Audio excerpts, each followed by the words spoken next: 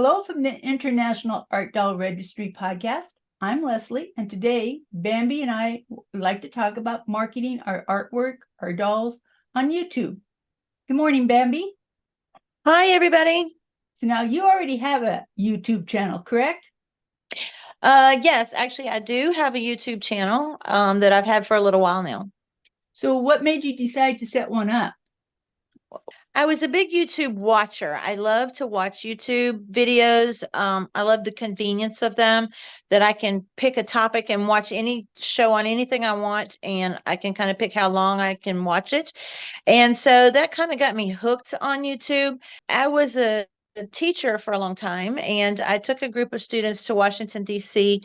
It was also an easy way for me to post videos of the things that we were doing every day. It was also the first time I had set up a Facebook page. And so it was kind of a learning process for me at the same time to set up the Facebook page and the YouTube channel, just to be able to post videos for parents to go online and watch what we were doing while we were on our trip to DC. So I had been doing that without any ideas of how to use YouTube to make money. I knew a lot of people made money on YouTube, so I kind of learned what it took, how to monetize your YouTube channel, that sort of thing, how to use your YouTube videos to market your products if that's what you had. When I started selling my artwork, I decided that I would also set up a different channel that I could use to create tutorial videos and then link to the actual product, whether it was on Etsy or eBay or on my website. It was just a way for me to get that information out. It seemed like such an easier way to get to my audience through YouTube, and then hopefully they will click on the links and go check out my products. So that's kind of how I got started. Now to monetize your website is one process versus also being able to post your product to try and sell.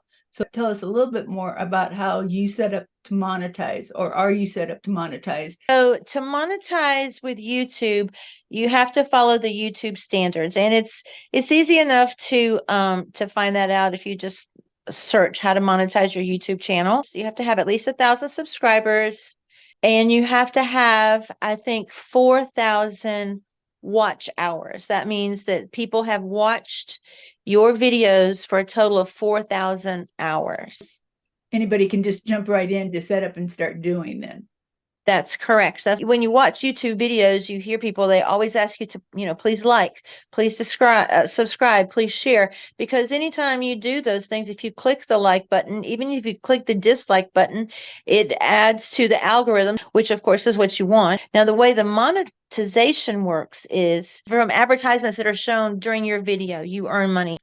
And you get more money the more people who are watching your video. That's all how you earn money through YouTube for your channel.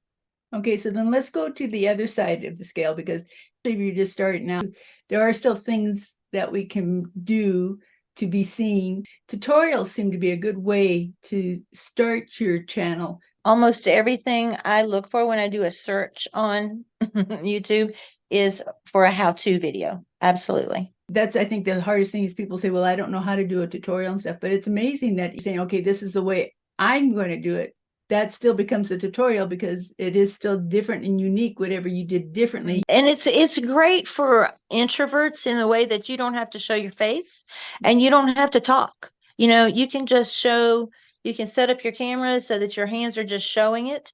And then afterwards, you can either do a voiceover, before you post your video, or you can type in text on the screen. You don't have to have a lot of equipment. It's really easy way to do things, and it does draw a lot more people. If you put how to or tutorial in the title, a lot of people will search for how to do anything, how to style mohair doll hair, how to make doll clothes, how to create a mold, any of those kind of things. Tutorials, I definitely think, are one of the biggest searches Attraction. on Yeah, attraction. YouTube. Yeah. Yeah. Now, as far as using it to market, there are two things that you can do, and you have to remember to do this, because a lot of people really miss out, I think, by not using affiliate links. If you look on my YouTube channel, let's say I have a video there of how to create a fairy house using a jar. I think I've got a couple of videos like that. So I go through the video. I try to keep them about 15 or 20 minutes, because most people don't want to watch anything longer than that. Correct. And you don't have to show every little thing either. You can just kind of get it started and then jump to the next step.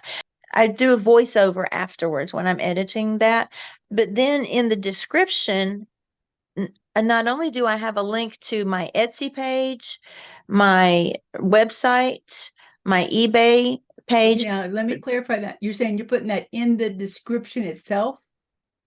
Yes. When you're looking at a YouTube video, you can read the description underneath, and you have quite a lot of characters that you can put in there as the person posting.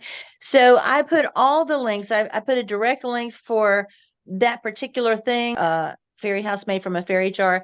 If that particular one is still for sale, I will link directly to it on Etsy. So you can just click on it and you can buy it. Or you can click on it and you can buy a similar one or something of that nature. There's the direct link to my product. That's the first thing. But then I also have affiliate links with Amazon. I use Amazon because it's the easiest, and I've had an affiliate account with them for a long time, which remind me, I'll come back and tell you more about that. But I have a link for the clay that I'm using, the paint that I'm using, the mica powders, the tools I'm using, the sculpting tools, the pasta machine that I use to flatten the clay. Every single the tile that I got, the ceramic tile that I use to sculpt on, every single thing I use to sculpt, I have an affiliate link. So if somebody says, "Oh, I need a ceramic tile like that," and they click on that in the description and they go and they buy a 6x6 ceramic tile, I'll get a little kickback from that because that's my affiliate link. With the affiliate link, you're saying that you don't have to necessarily go to wherever you purchase that tile and set it up. You just, by linking them, they're going to pay kickback and pay you on that? You have to have an affiliate account. Now, Lowe's, which is where I got my tile from, they don't have an affiliate program. All right. But Amazon certainly has an affiliate program. You can have an affiliate program with them, and you can sell anything.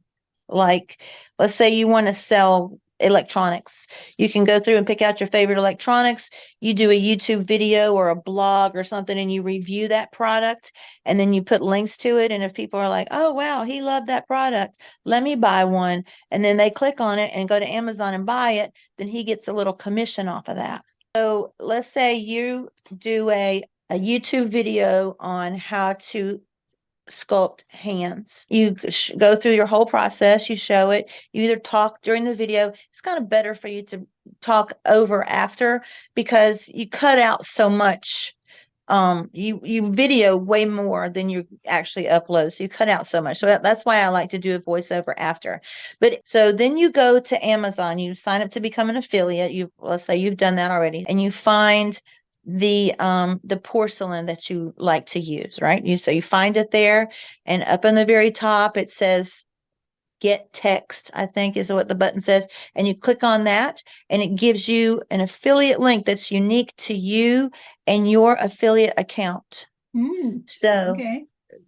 and everything you use, every tool that you use, whether you bought it from Amazon or not, if it's a tool you use and you would, recommend it, um, then you find it there on Amazon, you look at the top, you click the get text button, and it gives you all the URL information, and then you just post it right there. I use knitting needles a lot when I'm sculpting. So I have a link to knitting needles of my three favorite sizes. I didn't get them from Amazon. I got them from Michael's, but that doesn't matter as long as it's a product you can recommend. You don't want to put something up there that you wouldn't use. You know what I mean? Basically, what you're still trying to do, though, is with the affiliation, is that will give you a little supposedly kickback by you mentioning it. but does that give you any better reach? No, Okay. no. All it is a way for you to earn money. All right. Okay. So your reach is going to come from the words you use in your title, the keywords you use when you put your video up. It tells you to list keywords that people might be searching for that could find your video. And all of that's called metadata. You can research, what's the best metadata to get exposure for porcelain dolls. And, you can Google that and it'll come up with a lot of strategies, a lot of keywords, a lot of hashtags. That's how you're going to attract people. Metadata, because that would be a good tool right there. Because again, we don't always know the keywords to use. If Yeah. there's a way of getting them to be able to search that, as you just said, make a list, then that makes it easier for when you do your write-up. And it's just certainly not something you have to do. It's not going to get your video any more exposure. But as artists, we don't want to miss out on earning one penny. Well, and to me, And that's I what you look at get it. from affiliate links. Well, and I look at it from the other side of the coin, because and how often people will say, "Oh, I would like to do that. Where do I go to get the supplies?" And so Almost therefore, always. As an artist, you can say in your video, oh, click the link in the description to go to my Amazon shop. And there's a list there of all the supplies that I use. Oh, absolutely. People love that. And one other little benefit that most people don't know is if you are watching my video and you see something you like and you say, oh, let me click on this link. So you click on the link, you go to Amazon and you're looking at the thing, and you're looking at it and you go, nah, I don't want to do it. But oh my gosh, look at this great mixer that's on sale. And you buy that mixer, I still get the commission. It's a 24-hour window. So anything you buy from Amazon, even if you close out of your computer, but you go back in there, because you know how cookies are, they know where you came from, and you go back in there within 24 hours and you buy something from Amazon that has nothing to do with me, I still will get a commission. because that's how come one reason why you and I even started the podcast is podcast kind of was supposed to be kind of the new direction, because you could also take your podcast and link it back to some previous videos. So that gives that cross marketing angle there. And then Yeah. even the short clips are supposed to be, Yes. because I heard that the short clips were kind of twofold, because short clips kind of came out of the need to compete with TikTok. And Yeah. so, but that's come, like I said, it's a little hard because short clips are basically only like, less than a minute long, but they don't Yes. always have to be about tutorials. So, I mean, that's the main thing here is we also have to realize you don't have to be per se always tutorial driven. You can also show your product and say, this is for sale by just doing a short clip. Yeah, one of the things I've noticed most artists do with those shorts is they'll either show the product or they'll show like just a couple little snippets of the tutorial and then link you back to the full tutorial on YouTube. So that's what I would suggest, as I'm still starting out with all this and learning all this, that yes, it's hard as an artist to always having to be thinking about marketing as well as trying to create the product. I still think that it's still always interesting to be able to set your phone up and tape whatever you're doing for even like 5-10 minutes and show something and then use that to YouTube. I think we talked before about writing a little bio about our dolls. Your short can be just that, some video of the doll and your voiceover given its background, telling its story, and so, and then at the very end, you've got your text on screen that says to see how I made this doll or to buy this doll or to commission your own or anything, click here. Yeah, I that's know a it. very good point, because doll makers, we do not make a doll a week. I mean, No. it's just not possible for us to do that. So how do you take one product that you might only make 4 or 5 throughout the whole year and yet still market it over and over and over again to get people to see it? And so different ways of showing the different clips here is certainly a good way to do that. So I feel like I want to kind of recap a little bit here, because we've talked about so much here that I would say that doing the mega data search is a real good way to get your information before you even go to YouTube, because that would give you the keywords that you would want to have for your description. Yes. And then when you go to the description, because now that's new to me, is that's where you should put your links then, because you're saying those will be live even in the description. Yes.